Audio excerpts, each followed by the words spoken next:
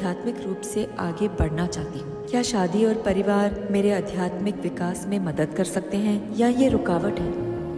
अगर आपको केवल अपने आध्यात्मिक विकास से मतलब है, तो अगर आपका पार्टनर एक राक्षस हो ना, तो सबसे बढ़िया होगा। अगर आपका उद्देश्य केवल आध्यात्मिक विकास है तो, पर आपका पार्टनर, आपके पति पत्नी सिर्फ आध्यात्मिक विकास के लिए नहीं होते। आपको परिवार में एक खुशनुमा जीवन भी चाहिए होता है। तब आपको किसी ऐसे को चूज करना होगा जिसे आप पसंद करते हैं, पर वो थोड़ा, इस धरती के हर इंसान में कुछ ना कुछ ऐसा होगा ही जो आपको पसंद नहीं आता है, कि नहीं? तो आप उस हिस्से को अपने आध्यात्मिक विकास के लिए काम में लाइए और बाकी बचे का आनंद लीजिए, बस एक जीवन की तरह।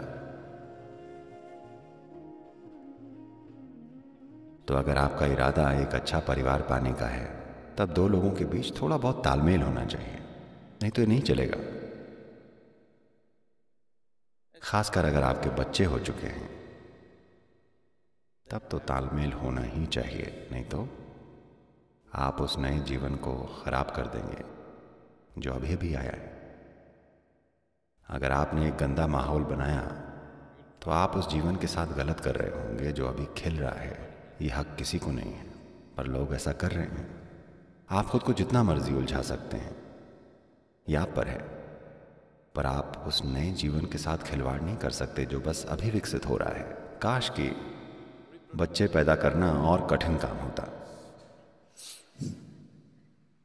ये बहुत ज्यादा आसान है। ये कितनी आसानी से हो जाता है ना? अगर ये और ज्यादा कठिन काम होता, तो सिर्फ वही उस रास्ते पर जाते जो सच में जाना चाहते हैं। अभी ये इतनी आसान चीज है, मजबूरी में हो जाने वाली चीज है, बस यूं ही ये हो जाता है। तो अगर आप बढ़िया जीवन जीना चाहते हैं, घर परिवार वाली जिंदगी, तब आपको तालमेल बनाना पड़ेगा। और इस तालमेल के लिए कम से कम कुछ चीजों में आपसी समानता होनी चाहिए। पर अगर आपको आध्यात्मिक जीवन चाहिए,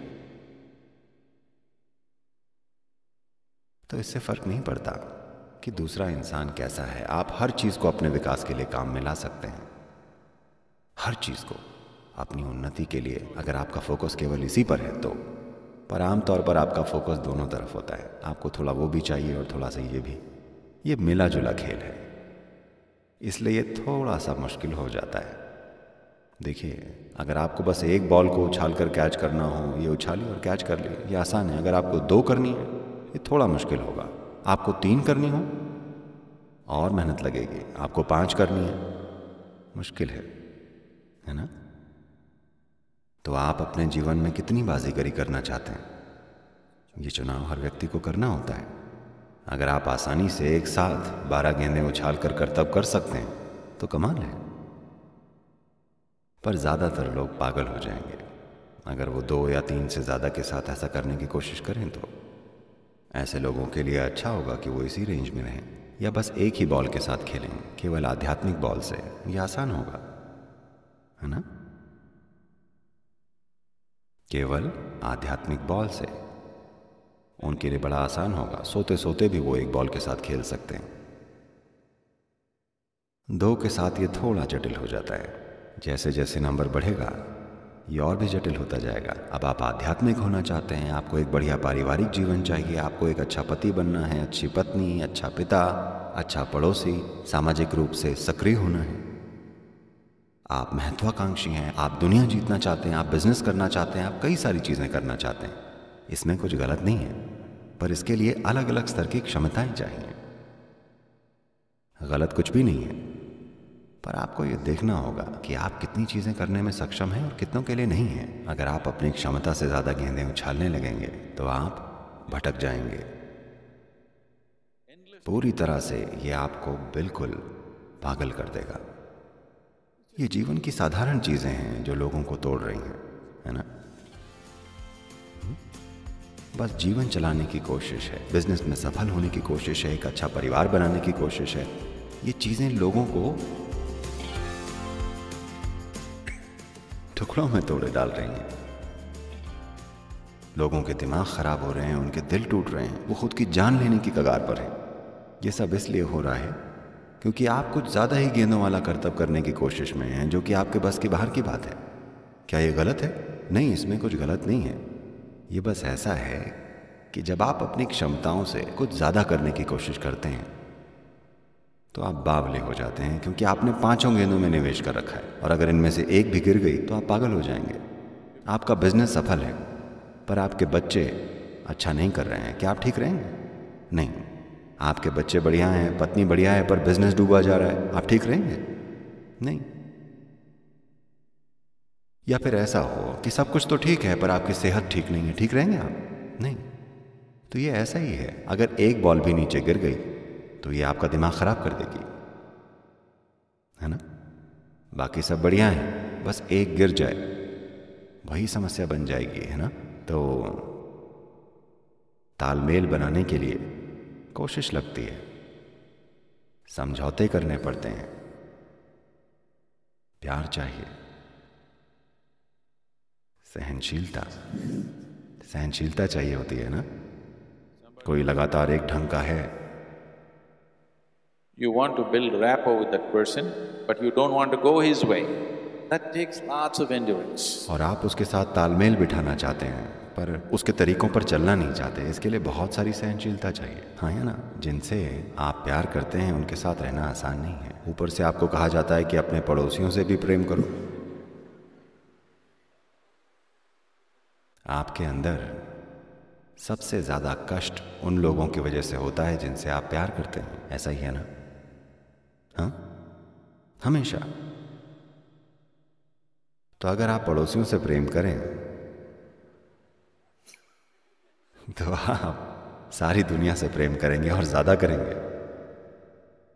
पर वो आसान है। सारी दुनिया से प्रेम करना आसान है क्योंकि आपको किसी को प्रेम नहीं करना होता। ये बस एक धारणा है। तो आप करें क्या? एक चीज ये कि आप खुद को ऐसे रूपांतरित कर लीजिए कि आपकी उपस्थिति में अनजाने में उनकी दिशा बदल जाए।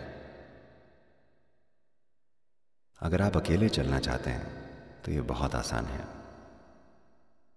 पर अगर आप लोगों को अपने साथ लेकर चलना चाहते हैं तो इसके लिए पर्याप्त कोशिश करनी पड़ती है। जब गौतम से यह सवाल पूछा गया कि इस मार्ग पर अकेले चलना बेहतर है या किसी साथी के साथ,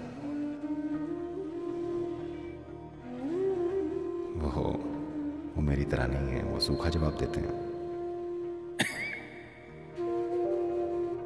उन्होंने कहा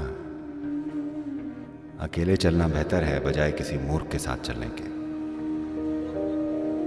वो ये नहीं कह रहे हैं कि किसी के साथ मत चलो, वो ये नहीं कह रहे हैं कि साथी मत बनाइए, पर वो कह रहे हैं कि अकेले चलना बेहतर है बजाय किसी मूर्ख के साथ चलने के, क्योंकि वो आपको निचोड़ सकते हैं।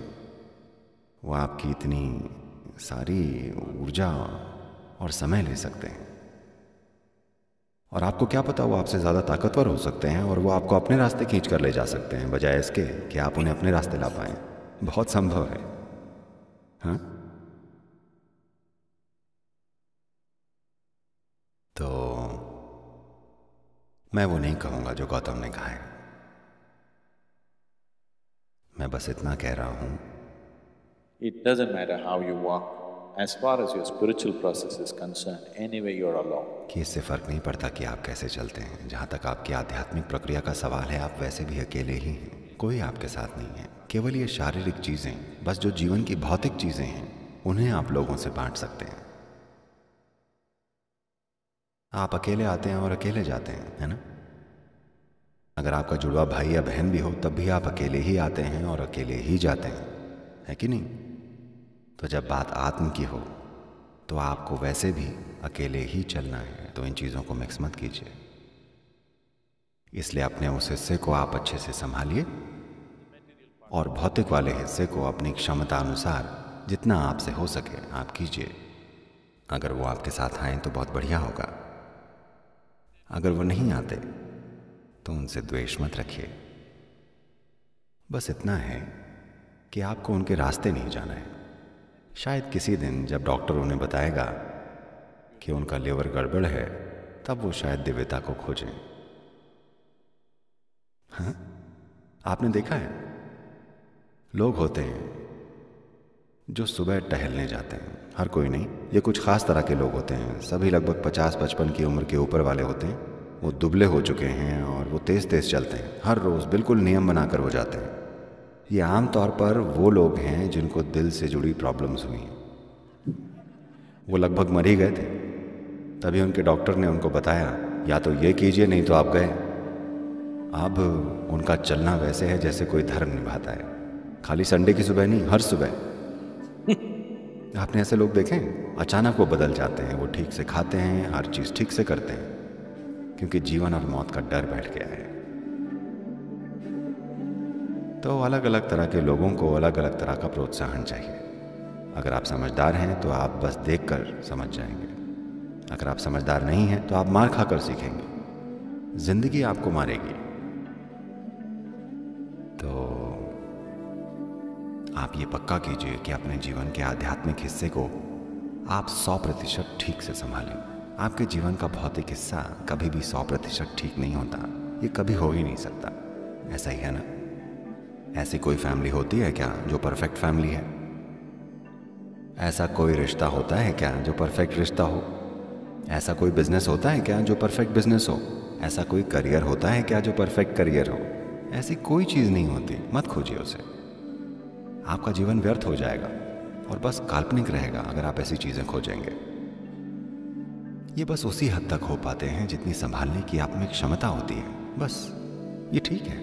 अगर वो बर्बादी पर नहीं उतारू हैं तो ये चलेगा।